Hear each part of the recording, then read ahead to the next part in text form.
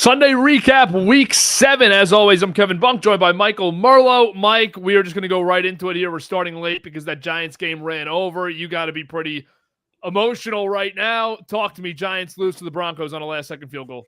Yeah, let me get the gum out of my mouth. Yeah, that sucks. Hey, that sucks. You know, when you're a losing franchise, when all you've done for the last 10 to 15 years is lose outside of a couple of seasons here, when all you do is lose, you find ways to lose, and that's exactly what happened today. They found a way to lose, up 19-0. You know, missing extra points. Obviously, we're going to get to all of that, but it's just an embarrassing loss where your defense for 3 quarters was unbelievable. To then finish the game like that in the fourth quarter is just embarrassing, flat out embarrassing for a bunch of guys that were talking a lot of crap this week. They really bleeped the bed in that fourth quarter. So it's a very, very disappointing loss. It was one of those games where you felt like if you could win it, you'd really start to feel something different. And there would be there was momentum after the Eagle win, but there would be a real momentum now going on the road against that team and beating them in their house. That would have been something. And unfortunately, they're not able to finish the job here. Yeah, 33 fourth quarter points for Denver. Knicks was terrific in the second half. Bad first half for him. Dart in the first half was really good. Second half had some bad blunders, and I didn't like the final drive either. They get some luck with the pass interference at the end of that game for sure. Peyton obviously was pissed about it. I would have been too.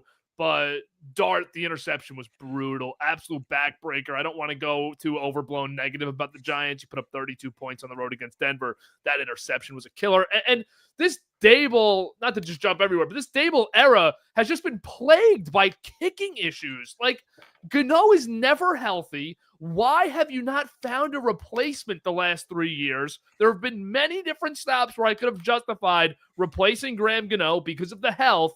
And whoever this guy today, McAmany or whoever the hell I can't even say comes his in name. and kicks, great job, bud. You're not on the team next week. That's your last game in the NFL. Yeah, it's embarrassing. It's the same crap basically every season. They lost a couple of games last year because they didn't have a kicker. So, like, I'm like almost at a loss for words. I really am, because my whole, like, everything my thoughts throughout the entire game was, this is great. Oh my God, I can't believe. I mean, I texted you this. I was like, I can't believe this is my football team, and I was right. You know, I shouldn't have believed that. That wasn't my football team. My football team showed me what they were in the fourth quarter there, because that's exactly what they are. They're just a bunch of losers. They're a bunch of losers that can't finish games, and they showed you tonight. Really bad game. And all that I'm thinking in my head, most of that one is, this is a playoff-like team. This is a wild card-like team. Brian Dable's finally figured it out with his group of guys. If only they would have won that Saints game, what will we be thinking right now? But 4-4, or what was it? What would it be? 3-4 after today with the great win on the road at Denver. You feel great now. 2-5, season's dead. You're just hoping that they look good enough the rest of the year to make you proud. But, I mean, any chance of a wild card playoff race feels pretty shot now. No, and you know what's funny? You know, as they're blowing the game, you know, I'm trying to, like, make myself feel better, you know, in the middle of it. And I'm saying to myself, well, even if they won today, did I really think they would be a team that could possibly compete for a wild card? And honestly, no. Like, yeah, they would have been in the mix, which would have been fun and all that. But truthfully, I would have never thought they could make the playoffs. But it's just a different feeling. It's a different feeling around them. You would have had so much momentum going into Philadelphia next week and trying to sweep them, and that's gone. Now I don't even care. I don't even care about that game.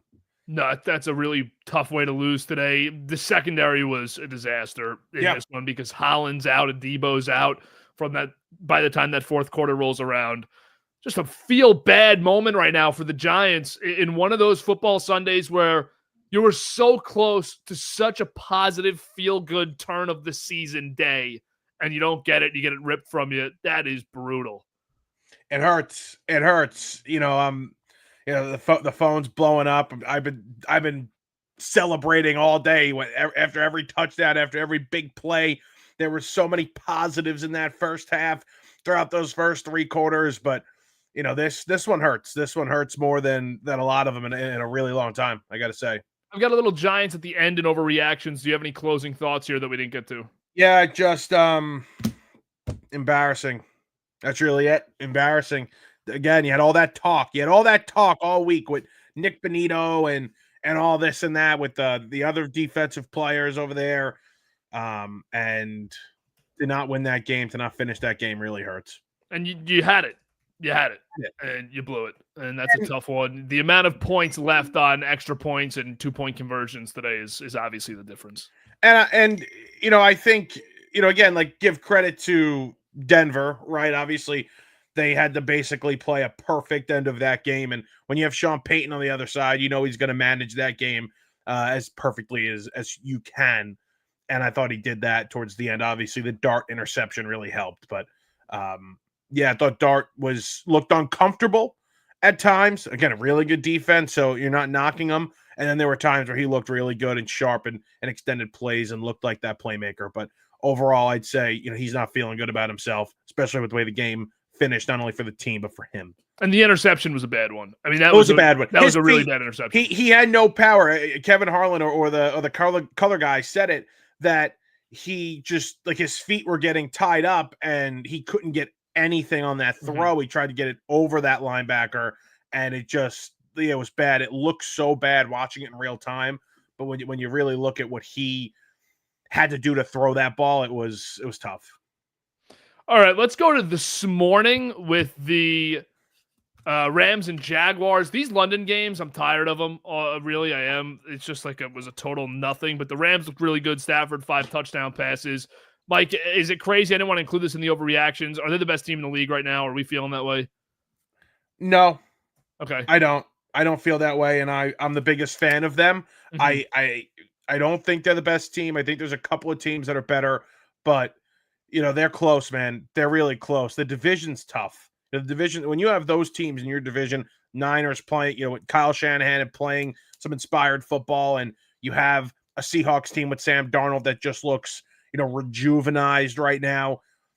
It's tough when you're playing in a division like that. And then you have the Lions and the Packers. Did the Packers win? I don't even see if the Packers won or not. That game was still rolling when we got on here. Packers won 27-23. They held on. Okay. So there's some good teams in the NFC, though. So I'll say no, but they're very close. They're a top 5 team in the league.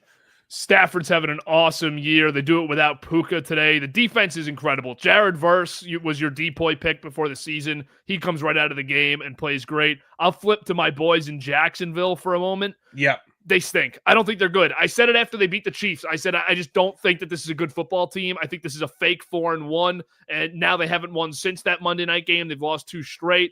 I'm so out on them. I don't think Lawrence is anything special, and I don't know what – we both like Liam Cohen. At least as a play caller, we both really like him. I don't know what is going on with their receivers. Hunter had some moments today. He had his first touchdown. Brian Thomas Jr., Travis Hunter, Travis Etienne, the entire group of players here and pass catchers on this team should be way better than they are, and they're not. Do I pin that on Lawrence? Do I pin that on Cohen? Do I pin that on them? I have no idea, but it was so underwhelming watching this Jaguars team. 100%. I felt the same way you did in that Monday night game against the Chiefs, where I thought Trevor Lawrence made a ton of mistakes in that game, and they were lucky to win that one. Like mistakes that rookies make, mistakes that guys in their second year make. And there's clearly something off with, I don't know exactly how it goes down, the offensive play calling there, but not being able to get Brian Thomas Jr. more involved and he was just as good as Malik Neighbors last year. He just didn't play in New York, right? So you didn't hear as much about him. How is he downgraded here? How is he significantly downgraded his play when there's more weapons here now? You have a better offensive play caller. Doesn't make any sense to me. All right, let's move off of it. Bears, Saints, quick hit on this one. Good win for the Bears. Had to have it. They moved to 4-2. Saints lose here by 12 points. They just don't look good. Look like a potential first pick team. But Chicago looks good, man. They look like they finally turned that corner to being at least a competent squad. And I don't want to jump on them too much right now and say that they're incredible, but Caleb didn't even have a great game, and they showed that they were able to put up 26 points and win. No, he doesn't look incredible. And, Monday night, you're coming off the bye, and you're dealing with the elements and the weather in Washington, and just being able to run the football, have that be the quarterback's best friend, and just, call plays off of that. That's big. And he looks comfortable. He's not making too many mistakes. And they're starting to roll. Is this 3 straight wins now? So, Yep. 3 or 4? It's 4 because they started 0-2. 4 straight wins for them. So, listen, they're nothing special. Obviously, a little cupcake here with the schedule, but the Saints, I thought this was a spot. I thought this was a trap game today for the Bears. Yep. Let me just say that. I thought it was a big-time trap game. I like the Saints with the spread, lost that. But, yeah, good for them to close it out. We're going to skip through Browns-Dolphins. We're going to skip through Chiefs-Raiders. We'll have a little Chiefs at the end of the show in the overreactions. Eagles-Vikings have a close one. It always felt like Philly, though, for me in this game. It felt like it all week. Wentz loses another. Vikings are 3-3. They're last place now in the NFC North, but Philly moves to 5-2. They finally get a win after losing 2 straight. Your thoughts here? Yeah, Jalen Hurts looked great today. I mean, really kind of shutting people up in terms of him not saying that he can't throw the ball. Thought he looked really good, very effective in the passing game, and 326 yards, 3 touchdowns. Barkley, nothing again, and he would get hurt, I think I heard. Mm-hmm. So yeah, he was unbelievable, though, today, Jalen Hurts. And Devonta Smith, big game. A.J. Brown, 2 touchdowns. That play where Jalen Hurts it was the first touchdown of the game. And I forget exactly, it was 3rd or 4th down. And Hurts steps up and literally points to where he wants AJ to go. That feels like their passing game. The impromptu stuff that, the big plays on defensive breakdowns, that feels like their offense in the passing game.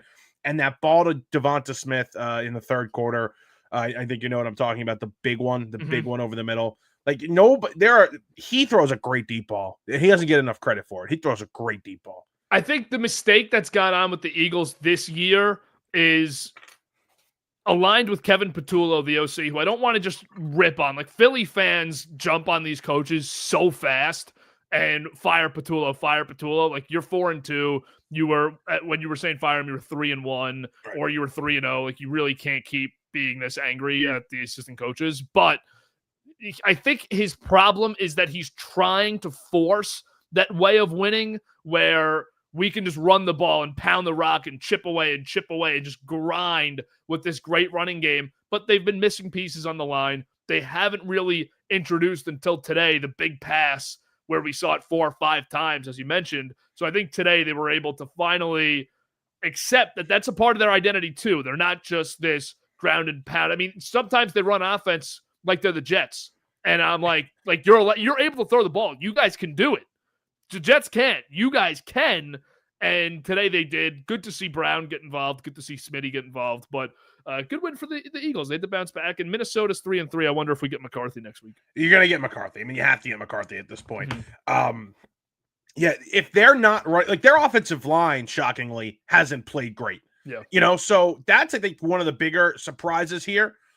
And your offense runs through running the football. And when you're not doing that, you're going to struggle. And especially when you have a first-time play caller now. So you want to get on Sirianni for going back to this route of a rookie offensive coordinator calling plays. I'm perfectly fine with getting on Sirianni for that. But their players aren't doing what they need to do to put themselves in the best position. Yeah, absolutely. Let's jump to the best game of the day, Jets-Panthers. You wanted to talk about something with this game. God knows what. So what is it? Dude, I understand I'm reading these reports about I'm reading about Glenn not getting fired. I get that. And I don't want to fire him. I don't. I really want to give him a chance. But you have performances like this, you're going to have more of these, you're assuming, throughout the year. There's some bad teams on the schedule. They're worse than those bad teams. How is he going? All I want to ask you is, how is he going to survive this? My girlfriend was over today while the games were on. Okay. Ryan Russillo type of story. Right. Story segue here. Our guy. She was, our guy. She was over and she's knowledgeable kind of about football on the surface level, but when it gets into anything deeper, she asks questions. And she asked me, are they going to win a game this year? I said they probably will. But listen, they're 0-7. There's 10 left. They've played a lot of bad teams.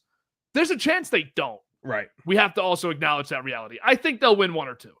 But then she said, has it ever happened before? I said twice. And then I said one thing led to another. And I said about Glenn, you don't go, like the team stinks. You don't go 0-17 or 1-16 and make me think you're a good coach. I saw a list this past week of coaches who in their first year finished as the worst team in the league and got the first pick. 3 of them ever went on to make the playoffs. It was Zach Taylor, Jimmy Johnson, and I can't remember the third, but he was a full-blown Hall of Famer from the 70s or 80s. And it's just like, if you finish that bad against the teams that you're playing, they have the easiest schedule in the NFL this year, Mike. If you finish that badly, you're probably not a good coach. It's just, I get that. Like, I understand that all signs are pointing towards that, but I don't know. I don't like how he is with the media. I hate it. I can't stand it. You know, and this thing about practices. I mean, what goes on at these freaking practices? I mean, seriously. You don't have to say we had a bad practice, but you don't have to just keep saying we have great practices. I mean, today they asked, how do you believe the message is still getting through to the team? And he goes, I know it's getting through Wednesday through Friday because that's how our practices look. Like, this team must love practice. They must love it. And then game day comes around and they're like, dude, we have to do this right now. They must not be practicing football. It must be something else. Like, practice must be sick. How is practice this good? How is it can't be this good? It can't be. It's not. It's all BS. There's just can't be nothing that good right now. And I know, like, I'm pissed right now and I'm in a terrible mood and I probably won't sleep tonight.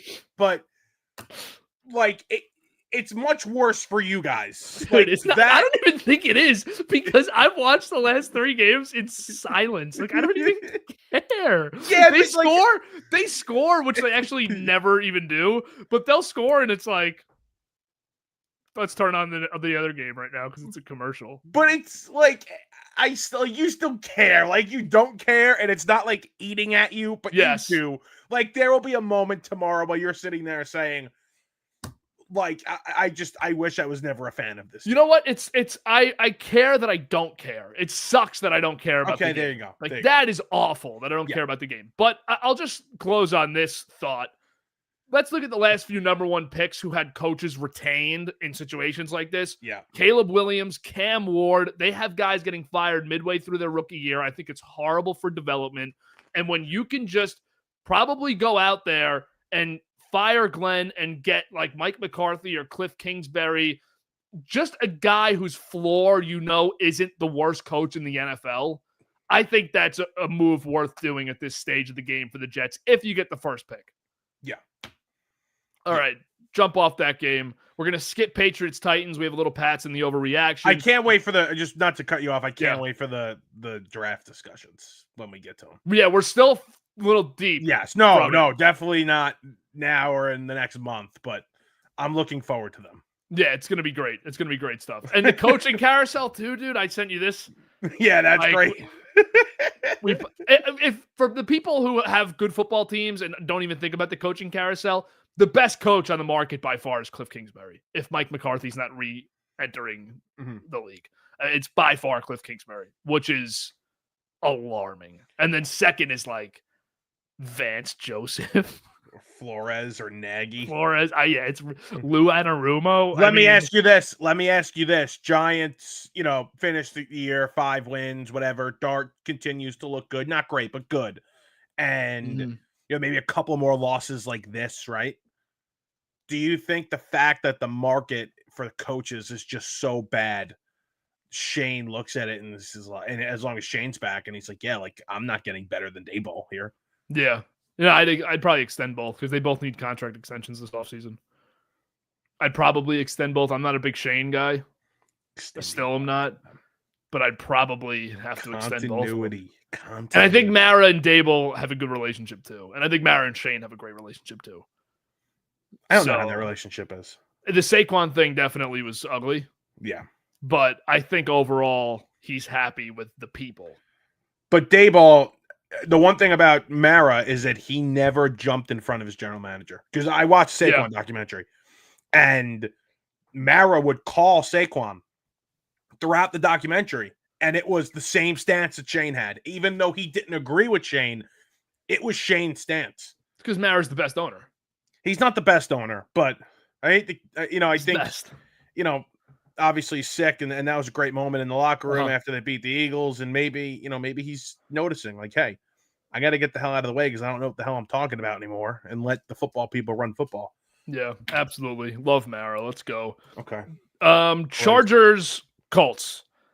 This was a bad one for the Chargers. A lot to unpack on their side of things. And for the Colts, we can start there because I think it's just simpler. Nobody in the AFC looks better. You can give me the whole they wouldn't beat Buffalo or Kansas City in a playoff game. That's fine. I'm not really here for it right now. Mm-hmm. Nobody in the AFC looks better than Indianapolis right now. Taylor is unbelievable. The weapons offensively are great. And Daniel Jones truly is a top 10 quarterback in the league at this moment. He has played that well so far this season. The defense has made some really big plays. Lou Anarumo's done a really nice job with them this year. I just love what I've seen from Indianapolis, man. That's all good and fun. They would not come close to the Bills or the Chiefs. That's fine. I agree with that. Once January rolls around, different story. But right now, yes, they look really good. Jones is playing great football. Jonathan Taylor is the offensive player of the year, right? Am I wrong on that? Absolutely. Three more touchdowns today.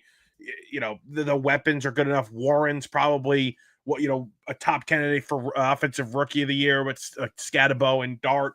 So yeah, I just think this Colts team, when you have a division like this, you're going to win it. You're going to win this. You have the division games coming up with the Jags in a few weeks, and those will be interesting. It's like, who do you trust more that has always broken your heart once? Trevor Lawrence or Mr. Daniel Jones. But Daniel Jones looks real good. Looks really, really good. Looks great. There were moments last season. Like, I don't know if you remember the Seattle win last year. I think it was a year ago from today or last week. Like, I remember watching that game that Daniel Jones played in and was like, this guy is legitimately good. Like, he looks like it. Like, you look at him on the football field and you're like, that guy's a quarterback. Like, that guy looks like an elite quarterback. And he obviously had his bad moments throughout the rest of the season, and they cut him. But this year, he has that look. He still has that look of, like, just his stature. He's an elite quarterback. He reminds me so much of Sam Darnold, just as far as the context of Jets and Giants quarterbacks. And they both came in so young. They both started so young. They showed you so many signs of they could be the guy, but you got to a point with them where it was, are we going to add more years to this, or are we going to just try and go in a different direction and try something new? Because it's not working out right now. We can all acknowledge that the Giants failed Daniel Jones at a lot of different stops. That doesn't make me think they'd made the wrong decision last year when they parted ways. And right now, Jackson Dart has a real chance at being the guy for the Giants, so it changes the way Giants fans would feel about the entire situation. But Jones looks great, and we've always been Shane Steichen guys. We've been doing this show now for 3 years, and we've been Shane Steichen guys the whole way. We've just said he needs to get a quarterback. I thought it'd be Anthony Richardson. It's not even close, obviously. Right. And he identified Jones as a guy that he thinks can run this system. Jones spent a few weeks last year with Kevin O'Connell and Sam Darnold in Minnesota. I'm sure that didn't hurt him. And now he's in Indianapolis thriving. I got to go back to this for a second. Yeah. We didn't see this. NFL teams had won 1,602 straight games when leading by 18 points in the final 6 minutes of the game. Gosh. Giants led 26-8 with 6 minutes left. Oh man. Oh, this one's gonna hurt. It's a rough one. It's a rough one for the Giants, man. It's a rough one. None of the stats are gonna be pretty. I actually have some positivity in the overreactions, though, so we'll get there in a little bit. Chargers really bad loss. Just hit them for a second here. I gotta save them for the. Okay, I'll hit mine for a second on the Chargers then, because I mean they had some moment. First of all, defensively they were terrible today. Colts did whatever they wanted. Jonathan Taylor ran like crazy on them, 94 yards, 3 touchdowns. Jones was able to throw the deep ball. They controlled time of possession the whole game. Justin Herbert had some really bad moments in the first half, really bad interception early. I think it was the first interception. And I get that so many guys are injured on this offense, so I'm not going to come out and just blame Herbert. But the Chargers with Herbert have felt overrated now. Like, just maybe it's an overreaction. I don't have it in my overreactions. But with Herbert, it feels like an overrated situation. We'll move on. We'll save the rest for your overreaction. Packers, Cardinals is where we'll go next. Packers escape here against Jacoby Brissett and the Cardinals. Arizona drops to 2-5. Green Bay's 4-1-1. They're in first place in the NFC North. Lions play tomorrow night against Tampa Bay.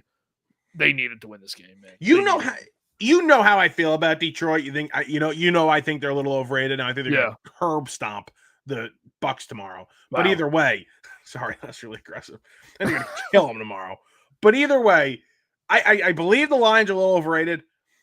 They're better than this Packer team. I mean, this Packer team, man, 2 sketchy wins in a row against bad teams. I don't know how bad the Bengals are beating the Steelers at home with Flacco on a short week. But either way, 2 teams that had no business being in these games, and they're right in it to the end.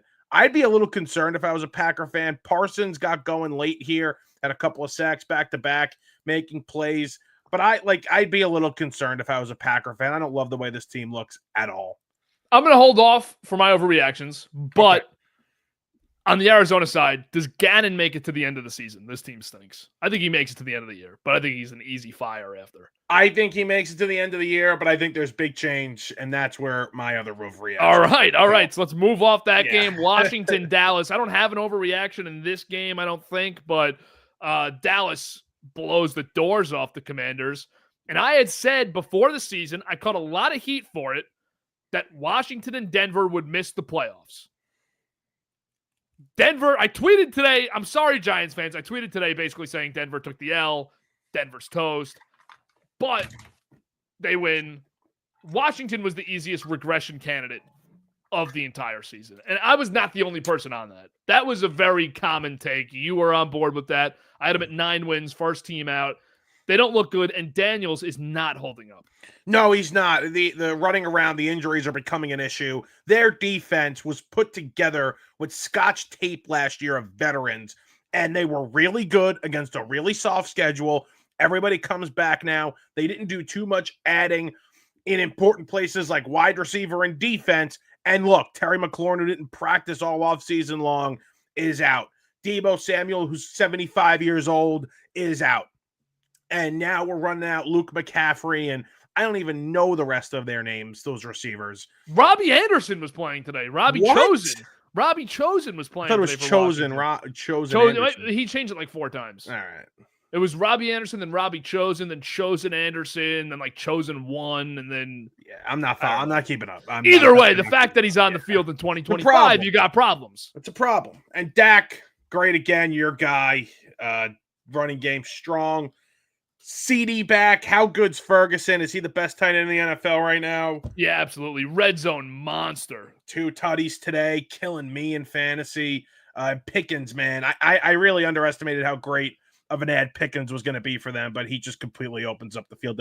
And it's not even, it's like, it's helping CD. And I thought that would be the biggest thing, is that he would come here, open up the field for CD Lamb, but he's just open all the time. And Dak loves going to him. And he's been a great ad. I am checking quickly.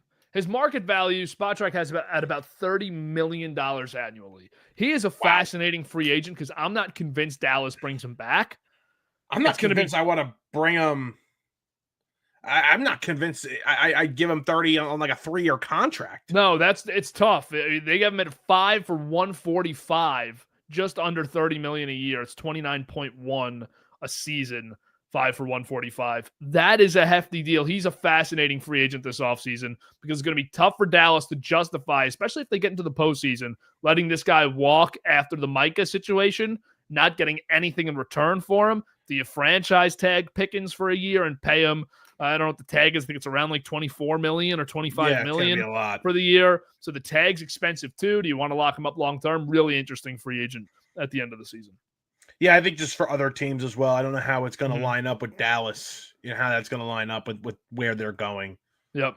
No, I don't either. All right, let's go overreaction time. Unless you have anything else on that game you want to hit quick.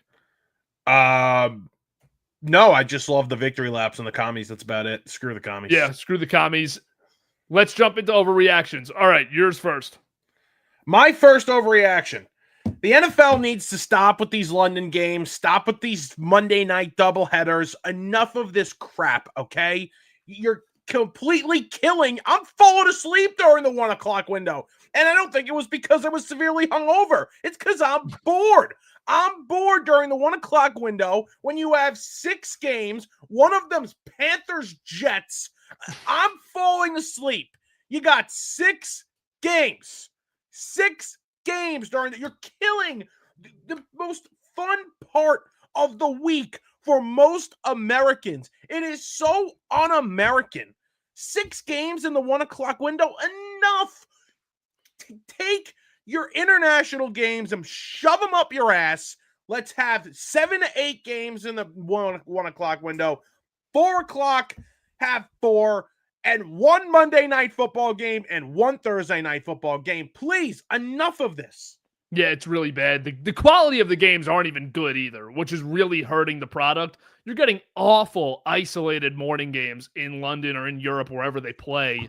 It's been terrible. Disgusting. Man. Disgusting. I watched a second of that game. I turned it on. It was 20-something nothing. I was like, okay, I don't need to watch this. I'm interested to see if they actually put a team there one day because they're really pushing for it. You know that they're pushing for it. I just don't think the NFLPA is going to sign off. I don't think so either. Travel is not something they. If they do, imagine how bad the ratings will be in America because you're going to have to watch the Jaguars every week, every morning. Unless your team's playing there by week 3, why are you putting that game on? No, you're not. It's just awful. It's so bad. I don't care. I really don't care. All right, my first overreaction. I'm going to go from lowest to highest here. My last overreaction is maybe my richest of the season, but my first one, Brian Burns is the best defensive player in the entire NFL. He has been awesome this year. I know positive Giants after that game is a bit of a surprise, but he's got 9 sacks, leads the league. You watch the Giants defense, he pops. He has been just an absolute stud. If they won today, I would have been calling for Defensive Player of the Year nods for Burns, but they didn't win, so 2-5, tough to track for awards when you're on a team with that record. But I love Brian Burns. What a joy to watch this season. So great. So much fun. Like you mentioned, great to watch. Not to get weird for a second, but you ever see his body? Like, you ever just look at his body? Like, he is just a perfect specimen of a man as a pass rusher. It is unbelievable. It is unbelievable. Perfect body type for defensive end. What's the problem? We're talking football. We're talking football. You're not. What's your next overreaction? I don't know which one's hot takey or not. This one is, so I'll go with this one. The Chiefs are the best team in football. Right now, if I was doing power ratings, they're the number 1 team. And they are going to win the Super Bowl again. There's no doubt about it. Mahomes is the MVP. I will take an L after, what was it, week 1 or week 2? I said they were missing the playoffs. Yeah, big L. Big L. They're winning this division. They're going to be probably the 2 seed, possibly the 1 seed. And they are going back to the Super Bowl. And they're most likely going to win it. And Mahomes is the favorite to win MVP right now. Probably going to win it again. I don't see Allen doing it. They're struggling. They got issues. The Chiefs are back, fully back. Rashee Rice looked great today. Kelsey's getting involved again. Last couple of weeks has looked good. This team is fully functioning and are back. Yeah, Chiefs look terrific. And that was a lock of a game today. That was one of the locks of the week Chiefs over Raiders. Raiders are awful. So bad. But Kansas City's here. We got to talk about them. Kansas City's here. Is Pete Carroll one and done? It's got to be one and done. I mean, he's got to be, right? At 73 years old, he'll be 74. So bad. It's such a rebuild. And can they get out of the Geno contract? Let me see. They can get out of it after next year, I think. Oh, no, they gave him an extension, so I think they have 2 more years of it. He's one of the worst quarterbacks I've ever seen. He's so bad. And that's not an exaggeration. He's awful. That's why, like, I get a lot of stuff in our comments especially on that Patriots video last week, complaining about the Patriots. They're like, you let Geno walk out the door. Jets had a great quarterback there. I'm like, come on, man. He had a good year in Seattle once. They can get out after 26 and 27. They're really bad. Their offensive line's terrible. Drafting Gentry was a mistake. As much as I enjoy the player and think he's good, I think very highly of his game. It's Giants taking Saquon. You didn't have an offensive line. You didn't have a quarterback. I said it the whole week leading up to the draft. Armand Membu, who's been one of the few bright spots for the Jets, was a layup for the Raiders. You get the right tackle, move on. There were great running backs in the second round. Could have got Travion Henderson, who's been awesome for New England. I hate drafting running backs in the first round, early in the first round. I do too. You want to do it? You want to do it in the back end where you're in the playoffs in the NFC and AFC championship game, and that's the missing piece. Perfectly fine with the only time I like it was when the Cowboys did it with Zeke. He was a great running back. He was one of those elite prospects, better prospect than Gentry, and they were in that situation because their quarterback was hurt the whole season. Romo was hurt all year. They thought they had a playoff team there already, so you added a star playmaker, and it almost worked out. You went 13-3 the year after, and you ended up landing Dak too in the fourth round, which is a crazy draft. But I just always think about the alternative if they would have gotten Jalen Ramsey and they had one of the best corners in the league. Yep. I mean, you can remember those bad defenses at times there. I just always wondered that if they had one of the best corners in the league. Well, think about, there's a realistic case. This is not revisionist history to take Membu at 6. Take another valuable position in the second round and get Scadaboo in round 3. And think about the Raiders now if that's your situation. Did you see Dave Portnoy's rant about Scadaboo last week? He basically went on like this rant about how he watches a ton of football and he cannot stand when, like people, like front office people try and tell you one thing when, people who watch football every day could tell you the same thing or something like that. And he was like, I watch Scadaboo. We all watch Scadaboo. He carried his team almost to a national championship. He was the best player on the field at most times. And he goes in the 4th round. Like, how is that possible? Yeah. And I'm thinking about that. I'm like, it is true. I mean, listen, should have the guy been a first-round pick? No. But, like, he was an unbelievable college player. And I understand there are situations where you don't think the game is going to translate. But, like, why wouldn't that translate? He was a big kid that ran through people strong. I was thinking about that all draft weekend because he was one of the guys in my top 50. He was like 43rd or something in my top 50. I did in my final mock draft. I did 2 rounds and I had him going like pick 42 or 43.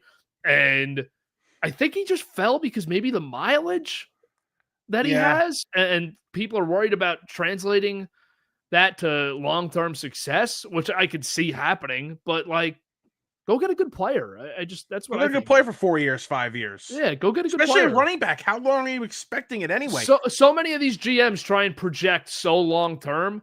If you don't do your job, you're done in 2 years. Right. Go get a good player now. 100%. I mean, you got RJ Harvey and Caleb Johnson, and Henderson's a good player, but he's. And Henderson was the only guy out of that group that I think was better in college. So like that's the cutoff line for me with the running backs where Scadaboo should have gone. I mean, was Hampton better than him last year, just college statistical wise? He might have been. I don't know the exact stats, but I thought he was better at the draft. So okay, but it wasn't a long list after. Scadaboo was the 5th best running back. It was Gentry, Hampton, the 2 Ohio State guys, and Scadaboo. Yeah. Easy 5. I have a little draft take right now for my second hot take. Yeah. We had spoken about this a little bit last week. I wasn't there yet. I'm going to get there today. Drake May is the best QB from the 2024 NFL draft. Better than Jayden Daniels, better than Caleb Williams. Another stellar performance this weekend. He's a monster. He looks great, and he's getting better every single week. I think when you look at franchise quarterbacks and long-term intangibles, May right now seems to have the best collection of everything you want. He has been so great this year. Yeah, Kevin didn't let me talk about the Titans Patriots game today because he didn't want the glaze. He didn't want the glaze. He didn't want me to glaze him again. He's great. I was comparing him to Brady last night, and Kevin was getting pissed at it. That's a stretch, man. Like, that's not even me being like, no, May sucks. Brady? I'm kidding around, I obviously, know. but he's freaking out. But anyway, what did you say? Like he's played 6 games or like won 6 He's won games? 6 games, now 7, and 7. and Big like 6, he's 7. only had like 6, 7 games. He's only had like 5 good ones. Yeah, Before, when he sent that text last night. It was great. He's great. I mean, 100%. I would say so. Better than Daniels, better than Kayla, better than Bo, better than who's the other one? Penix and McCarthy. Oh my god. If you were to redraft them right now, how would you draft those 6 guys? We did this a couple weeks ago, but how would you draft those 6 right now? I would go May, Caleb. No. May, Daniels, Caleb, Bo, Penix, McCarthy. I got to tell you, it's close. Caleb and Daniels are close right now. I might go Bo over Caleb with a close 2 through 4. I don't know though. It's tough. I like Caleb still, but yeah, that's where I'm at with May on that draft. Do you want to go to your third overreaction? We got to get out of here. My third the game started. My third overreaction. You touched on it. The stat line today, he made mistakes. Doesn't tell you it. Justin Herbert. I've been the biggest Justin Herbert defender since he's been in the league. I am officially stepping down as number 1 Justin Herbert defender. I'm out on this guy. I understand they have a ton of injuries right now, but to not, even be competitive in this football game, to just get completely outplayed by Daniel Jones in your own building. It's too many times. It's too many mistakes. It's too many letdown games, Giants, Commanders, too many of those bad games from Justin Herbert where I'm just sitting there left shocked that he didn't come through in the big moment. Even when Mahomes and Allen and Burrow, the big time guys, when they have injuries around them, when everything isn't perfect, they still find a way to rise above all of that and elevate the guys they're playing with. I do not believe Herbert is capable of that, and that's why he's outside of that class for me now. Yeah, absolutely. I'm going to agree with you. He really is what if man, because all of those guys you named, also throw in Dak, Jalen Hurts. These guys don't get the passes that Herbert gets. Mm-hmm. They have bad games. They get shredded. Herbert has bad games. Herbert has bad moments. We have to talk about what's not right around him, what's bad in his situation. And he just feels like one of those guys that's going to be a big statistical quarterback for his whole career, that's going to really put his team in situations to win and be in the postseason, but never actually be the quarterback that's in that upper echelon of guys, Burrow, Allen, Mahomes, Lamar even. Those guys just don't get put in the same group as Herbert anymore. It just can't happen. And I mean, the stat line, 3 touchdowns, 420 yards, threw the ball 55 times today. I mean, and they were down by 20 a lot of this game here. So I don't want to hear that either. I don't. A lot of garbage time today. I'm ready to say that Dak is better than him. I'm ready to say that Dak Prescott right now is better than Justin Herbert. I love Dak. I love Dak, so I'm not going to say no. I love Dak. Huge Cowboys win today. That's my squad right now. Boys. Are they better than the Eagles? No. Okay. But maybe. The Giants, both. Yep. Last overreaction for me. This is in the true heart of overreactions. It's one that I could certainly sleep on and feel totally different about tomorrow. Bears are better than the Packers.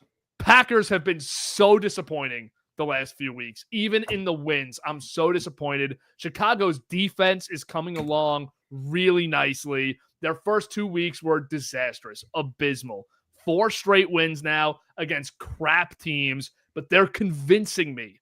They're showing me that they can win without Caleb being great. So what happens in 3 or 4 weeks if it starts to click for the quarterback? This team is dangerous if Caleb figures it out.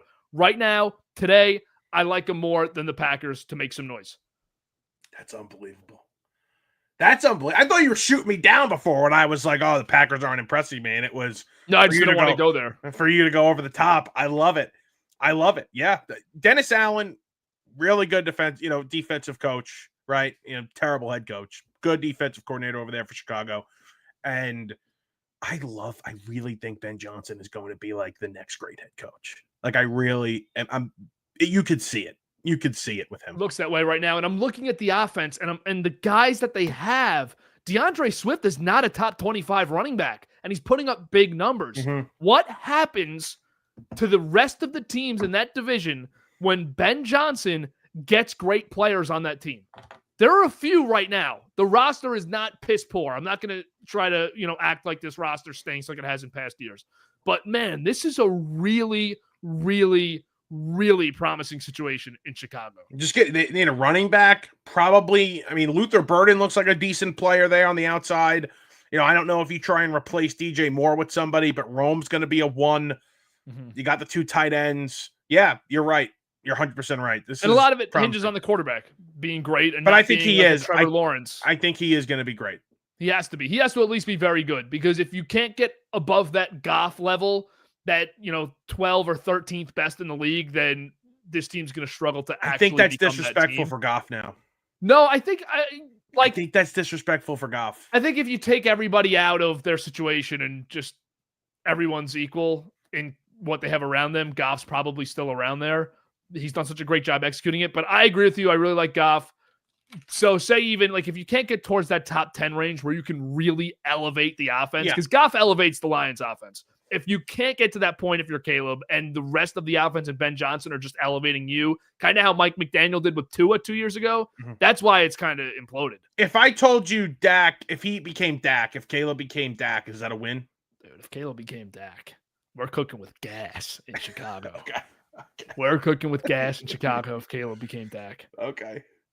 All right, let's wrap up here. October 19th, that's week 7. You got a Sunday Night Football pick for me? I love the Niners. I'm seeing the board well. We're going to go Niners tonight. We already hit the Cowboys in a blowout. We're going to go Niners tonight. Started already. The pick's been out. And then tomorrow, everything you own on the Lions minus 5.5. There we go. Wow. All right, so I'm going to go Falcons and Bucks.